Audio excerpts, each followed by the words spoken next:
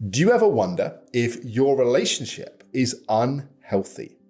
In this video, we're going to explore some of the signs of emotional manipulation and ultimately what you can do to change it.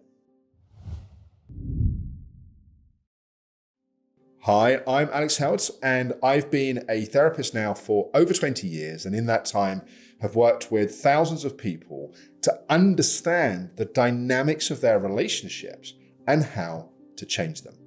So in this video, we're going to be exploring 3 of the key signs that you're in an emotionally manipulative and emotionally unhealthy relationship. Then we'll talk about, well, what can you do to break these dynamics? So number 1, you feel something is off. Like we all have our own inner guidance, our own inner wisdom, like an inner compass within us that when we're going to places and we're in dynamics that don't feel right, it doesn't feel right.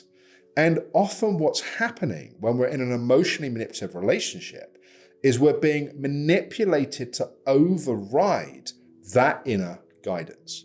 And so if you find yourself in a relationship dynamic where you keep swallowing your feelings, or you feel questioned in your own thinking, but you keep putting that aside.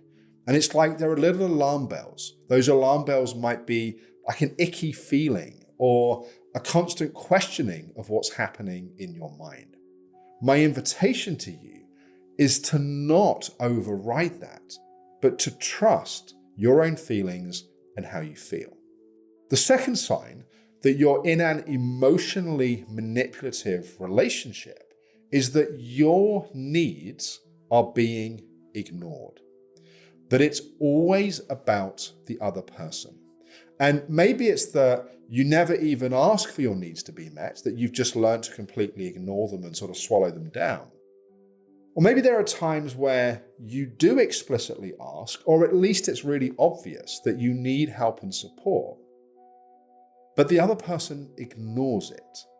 Like there is a fundamental lack of reciprocity in the dynamic of the relationship. And so it's always about them. It's about what they feel, what they need, what you did or what you didn't do. And any attempts that you make to try to find a middle ground, to try to find a balance in the dynamic of the relationship, is rejected, shut down, you're gaslit. Like basically your feelings don't matter. The third sign that we're in an emotionally manipulative relationship is we find ourselves acting out of character. We find ourselves thinking things, saying things, doing things when we're around that person that like we look back on afterwards and we think, I can't believe that I said that, or I can't believe that I treated that person in that way. But this is because we're being manipulated.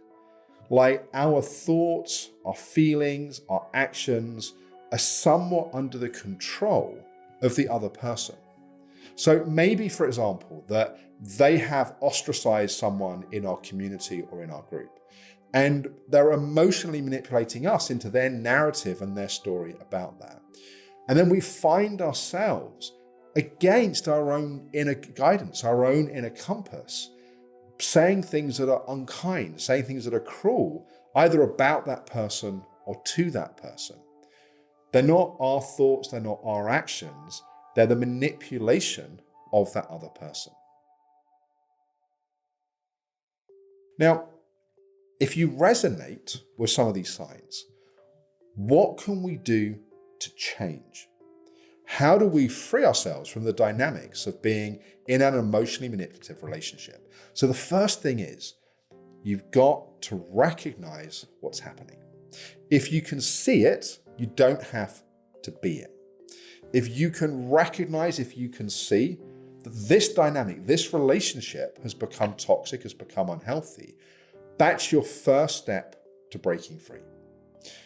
Your second step is you've got to reset. You've got to re-establish the boundaries in this relationship. To say yes to ourselves, we have to say no to other people. And if this person is manipulating you, coercing you, pulling you into places of thinking, feeling, and behaving that are not authentic to you, then you've got to establish a boundary. And that may mean in the short term, a proximity boundary, like you get further away from this person, like you don't spend time with them. Now, if they are used to manipulating you and you start to put a boundary in place, initially they are going to fight against that boundary. They're probably going to escalate their behavior. They're going to push harder. And that is going to be your confirmation that you're doing the right thing. It's your confirmation that they're not respecting your boundary and they are trying to manipulate you. So your third step, so you recognize what's happening, you put a boundary in place. Your third step is to figure out what needs were you getting met through the dynamic of this relationship. Were you getting a need, a feeling on a surface level, feeling loved or feeling special? That's how they manipulated you. Or they are kind of a conduit to your sense of trying to feel safe. Like, what were you attempting to get in this dynamic? What was the core need? And how can you learn to meet that need in a healthier way? I'd love you to post in the comments below this video because I think we'll learn a lot from each other. If you found yourself in an emotionally manipulative relationship, what can you see, even though ultimately it of course didn't work, but what can you see you were trying to get from the dynamic of that relationship? Let me know in the comments below this video. And to learn more about how to break free from emotional manipulation, do subscribe to my channel. We're producing more videos in this series, and also we'll let you know as the latest episodes of my In Therapy series are released. In Therapy is where you follow real people doing their inner work in the therapeutic relationship with myself. Hope this has been helpful. Thank you for watching.